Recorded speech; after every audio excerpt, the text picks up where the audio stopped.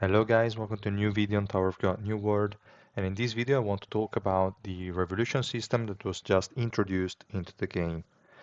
So before going over the table you see now on the screen, I first want to talk about my opinion on this new system, whether I think it's pay to win or not, etc. Stuff like this. So let's just say that in my opinion, this system seems to be sort of pay to win, meaning you have to spend money in order to quickly progress through it. But the catch is, in my opinion, this is more or less to be considered as report, exclusive equipment, stuff like that. I mean, it takes time to build, and in my opinion, Revolution Road for the 3 tiers that have been released now is way less impactful than those other systems. In my opinion, is less impactful than Trieste's facility, less impactful probably even than Rapport. I think having a Rapport 0 unit with a max revolution against a Rapport 6 unit with a not even unlocked revolution, I would still think the Rapport one is stronger.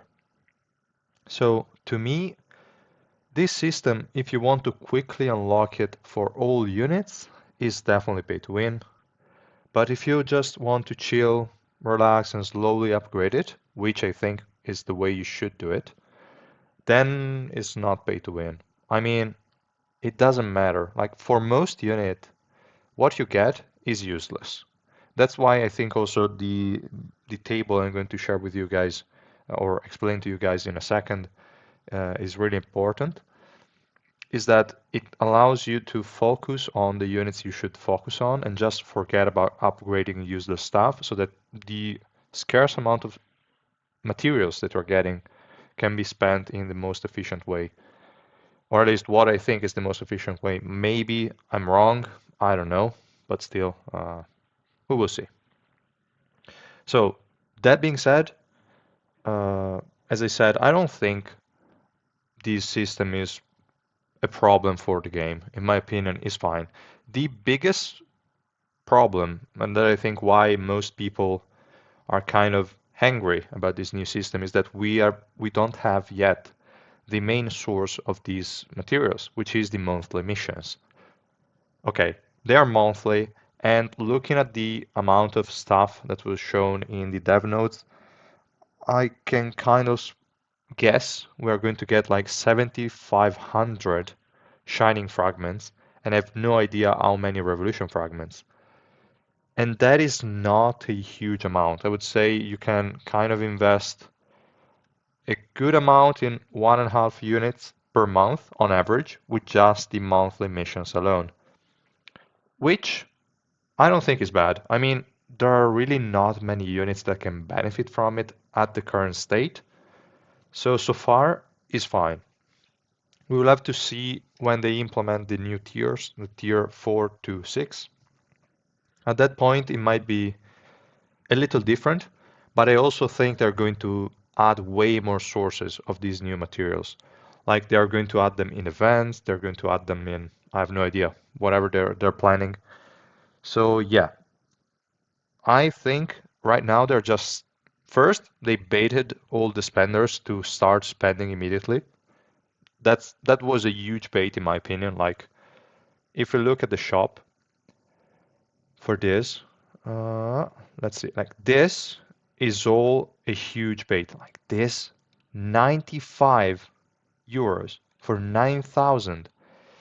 And here, this is just an estimate. I'm not 100% sure because I didn't upgrade the tier 3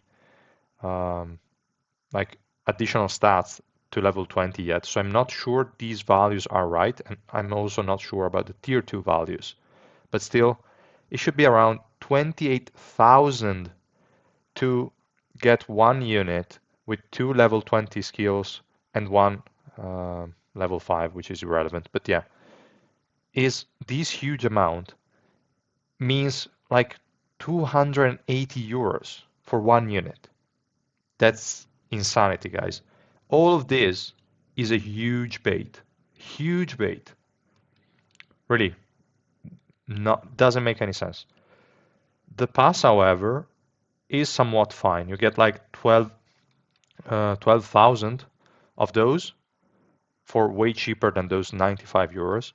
And you also get a few of these to fully unlock like a couple of units. So definitely good value in the pass and terrible one in the packs. Do not buy packs. I think people who did were just baited because we had no current like way to get those resources. So it kind of made sense. But yeah, that's my take on that. Don't get baited by that. Just wait. It's not a problem. You don't have to feel rushed. The stats you get are really not that important. Because if we also look at the main stats you get here, we get from the Revolution Road 20% attack, 40% HP, 60% defense. Now, I'm not sure whether these stats are multiplicative with the other ones, meaning like they're going to increase your base and then all the others are going to affect that modified value, or if they're going to be additive with like ignition weapons or the limit breaks and stuff. If they're additive, this buff is really, really low, okay? Like it doesn't even matter. It will change something, sure, but it's just minimal gains. It's not worth it. And even then, this is the cheapest thing you can get. The hardest thing is getting this node to 20. This is what costs a ton of materials. Unlocking the nodes is fine. You'll unlock all of them, guys. Don't worry. It's okay. You'll get on all units these stats. No problem. The thing you're not going to get is level 20 in all of the nodes for the SSR Plus, and maybe level 10, it's reachable. That's okay. So yeah, all of these, I just talked for like 6-7 minutes just to tell you guys, do not worry about this system. So far is okay. The units that can benefit the most from it are ranged units.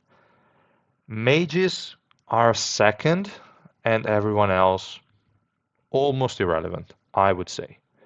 So that's why I created the tab, and I would say now is a good time to go over it. I don't think there is much else to say. No, wait, one thing.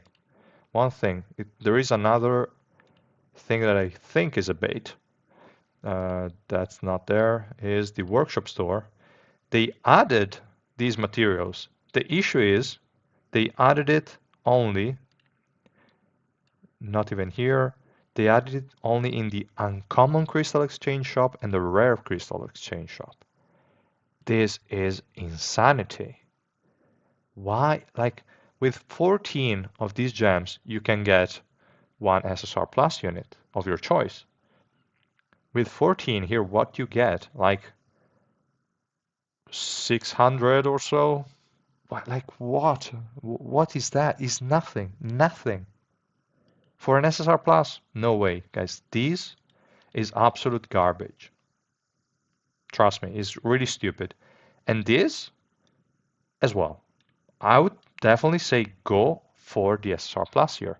Do not be baited and buy these small amounts, because as we can see here, the amounts you need are crazy high. What are 40 going to do? Nothing.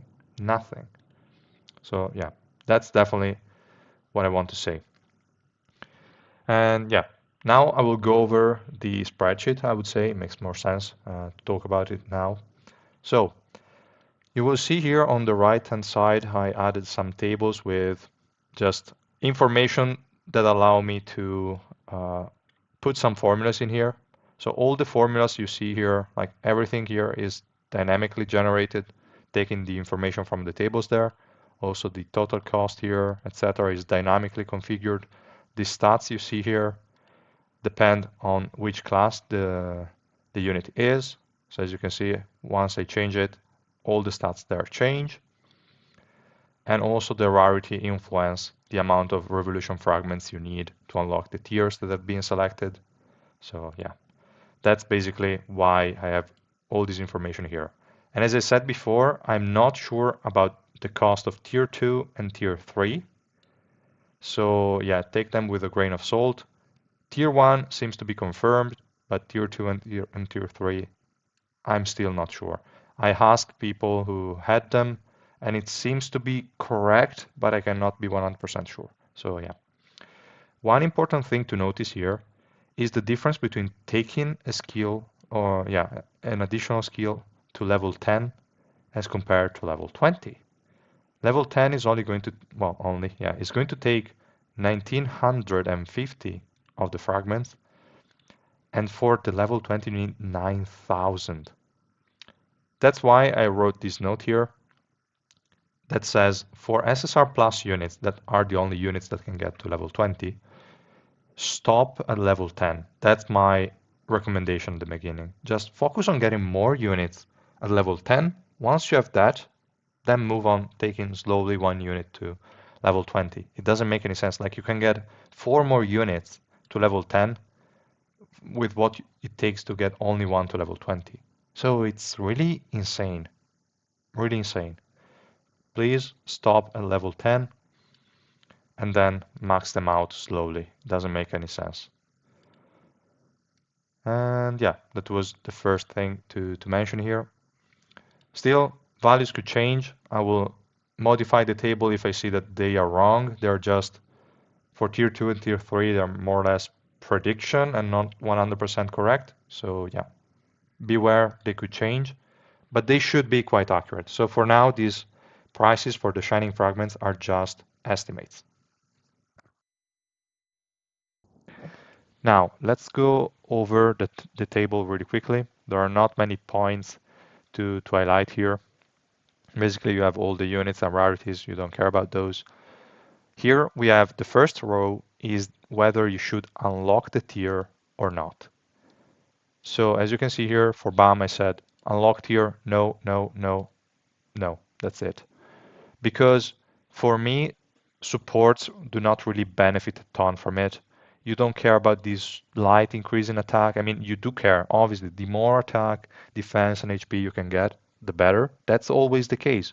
But what I mean here by no is don't worry right now. There are other units to focus on. So, like the only units you can ignore 100% are the units I put with not available. These were last ranking, meaning this doesn't even make sense to talk about it, to even consider. NA, just ignore it, okay? The low ones, even if there are no's, means once you've finished all the higher priority ones, just go ahead and unlock the different tiers. It's fine. With the spare resources you have, you can unlock the tiers. Or you could even say, let's save for when the tier 4, 5, and 6 release, so you can keep the fragments as well. Up to you. Depends on how many we get, etc. We will see in the future. For now, I would say don't use them. Once you have unlocked all the important ones, just keep the fragments and let's see how the situation evolves. That's my recommendation. So now, what else can I say that's different? Yeah, nothing much, I would say. I added, okay, this one is another thing I was missing, a lower priority color, like here, for example, effect hit for Eden. I added it and marked as lower priority, meaning first go for the other two, and then you can drop some points or use some resources for this additional one. Because it's not as impactful, you won't really feel the need for it, but still, it's nice to have. And here I didn't put 20 because 20 to me is really overkill. For adventure, probably even 5 is overkill, but still, it's okay. You will get at least some more certainty that you're going to land the additional, like the stun or paralyze that Teledon has and stuff like that. So yeah. There are some units like also mages, for example. Like in my case, I've never had issues with mage's accuracy because they have a lot more by default. So to me, this is lower priority than swiftness. Even though swiftness is tier 3, so it's more expensive, but still, I would say swiftness is more important than accuracy.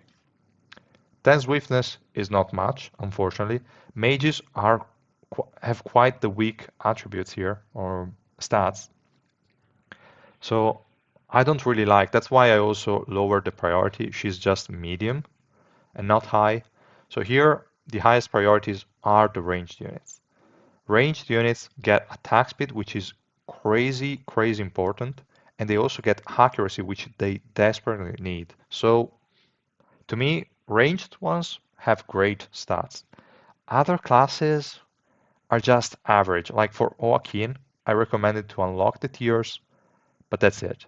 Just because that guy can use the additional survivability and attack, he's a carry, he deserves all the investment you can get, and this is also a cheap investment, only 450 of these revolution fragments, and that's it.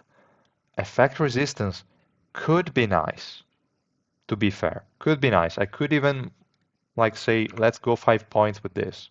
Okay? That could be fine. It's also a low investment, but is it really needed? No, I don't think so. Evasion, yes, you could get some value out of it, but is it really needed? No. Lifesteal, he already has lifesteal. You are probably running Bergamot. Would you really want to invest in lifesteal so that you can then change the set he's using to something else? Maybe. I don't know. Do you need to do it now? No. So these are just probably like later on, I will either make a target version or like after a few months that we farm more different ignition weapon sets, I might as well just start changing the values so that we can get a more target oriented focus. But now I just wanted to make it more current. So for the current status of the game, this is what I think is needed for the current amount of investment we have in the ignition weapon sets without changing too many things. This is what I think is best. Because, yeah, I mean, if we want to then change the Trescent's facility to get more evasion, if we want to replace the ignition weapon set, etc., we could even say, let's go 10 points in both evasion and lifesteal. Sure, you could do that, but I don't think it's really necessary now. You can just get the base stats and be happy with it. Low investment, fine, move on. I don't think there is really any need to get these stats here. Also for, okay, now I was highlighting a tank. Tanks, most of them, or at least the ones that are really actually tanks, like Karaka and Escanor, they will have 100% resistances. You don't care about the additional attack, you don't care about the additional HP, you don't care about the additional defense. Useless. HP recovery. Most of them will take no damage or already have ways to recover the damage taken. No thanks, really useless. Effect resistance could be okay, but I mean, this is actually a good one to block potential like magic resistance, physical resistance decreases that the enemies might have. This is good. Still, do I think it's necessary? Maybe you could drop like 5 points here as well. You could do that. It's cheap, kind of, because then you also need to unlock the tier. But it's kind of cheap, so you could do that. But do you really need evasion? I mean, your tanks are probably the last units standing already. Effect resistance. You can still target the enemies that have those annoying damage, like resistance reductions in their kits. So is it really needed? No. You have better ways to invest these points or these fragments. So yeah, that's basically why warriors, tanks, and supports to me are really not that important. Ranged, again, I think these patch or this new system will have a major impact on units like Machiny and Eden. They were already strong, but the issue is that they required too much investment. Now with Leroro and this new system, those two units are probably going to be moved to S tier or S plus tier pretty soon. I have to test them out. Unfortunately, I don't have enough investment in them at the moment, but I'm pretty sure they can both be crazy good with Revolution and Leroro. And even with just Leroro. I think Leroro is broken with those two units, especially Machiny, because Machiny is going to benefit from the Magic Pierce portion of the kit, is going to benefit from the basic attack portion of the kit, is going to benefit from the energy reduction applied to the enemies because she has AoE basic attacks. Really, really huge. Huge. Really insane. So Machiny is probably going to be a really strong unit. But again, I have to test her a bit more to be sure. And yeah, let's see who else I was forgetting. Like supports as well. Terrible stats. Evasion, useless. This one will never be useful in any way because most people will already have removed the evasion from the Triessence facility because you don't need it on mages and supports. They have so little evasion by default, it makes no sense. And even if you go for 10 points, which is the max for SSR units, it's 40 evasion. What is 40 evasion going to do? Nothing. So you better save your resources there. Effect resistance might be okay again, just to block some annoying crowd controls on debuffs. Fine. Crit damage reduction. No way. Especially tier 3, which is more expensive. No way. No fucking way. So that means like supports, warriors, and tanks for the most part just is lowest priority possible. Do not care about them. Ranged units, top priority. Then we have only assassin left. Let me see if I can find one. They have effect hit, not too important. Accuracy, good one. Lifesteal could be good as well. Well, I'm thinking only about like Kunran. He's probably the only one you would want to run it on. Let me see if I put it. Yeah, I put like 4 points for 5% lifesteal and then accuracy. That's about it. You don't need it on units like, let's say, where is she? Kiseiya. You don't really need it. I only put like on most Ryana users, I only put the attack. Even though the increase is minimal, the investment is also quite low, so it's not a big problem. And yeah, that's pretty much the logic and how I plan on using this system. If you, I don't know if you agree with me. Wait a second, I also have to change this one that I kind of forgot because I decided to add this lower priority later.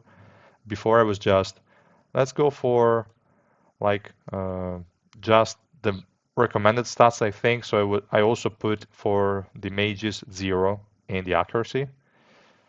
But I think because I didn't want to put this lower priority thing, but I was like, okay, sure. I think it makes sense. So yeah, those are pretty much the logic. Like that is pretty much the logic I used. Also this one, let me do the same thing again here. Perfect. So yeah, I would say with this video, I hope this table can be more helpful and that you understood the logic behind it. I really want you guys to be saving as many of these resources because we are not going to get many and they're extremely important. You don't want to waste them. Now, one additional unit that's a bit different is Zahard because Zahard is a warrior but will get a ton of value out of evasion. The more he evades, the more golden needles is going to drop. But again, even there, if you are way too high in adventure, or probably you're not watching my video because you're a whale, you already maxed everything out, that's fine. But like higher up, evasion won't probably matter because the enemies will still have more accuracy than your evasion. So fuck it. Even with the plus 220 from the hard skit. But for lower floors is actually a nice investment. Again, stop at plus 10. Do not get it to plus 20. It doesn't make any sense at the beginning. And it's really, really expensive. Even though this one is a tier 2, so it's cheaper, but still, I would say do not go to plus 20 anyway. For the tier 3, there is lifesteal. And I would say this is a good option, as I was mentioning before, to stop using Bergamot altogether and just focus more on like the L set, which is probably the best set for him when there are a lot of shielders, which is when you actually want to use the hard. When there are no shields, no shielders is actually quite irrelevant which set you run. And if you have the 10% lifesteal from the revolution system, at that point I don't really see that much value from using the the bergamot set. So yeah, I think I didn't miss anything here. Let me know if you have any doubts or if you would like to change it in any way. I took quite some time to find this format. I hope it's clear for you guys. Let me know if there is anything that I could improve on. And yeah, that was pretty much all. Let me know your thoughts on this system, if you think this is actually pay to win or not, or just your thoughts in general on this new system. So yeah, that was all from my side. I hope you liked the video. If you did, please drop a like and subscribe to my channel, and we'll see you guys in the next one. Bye.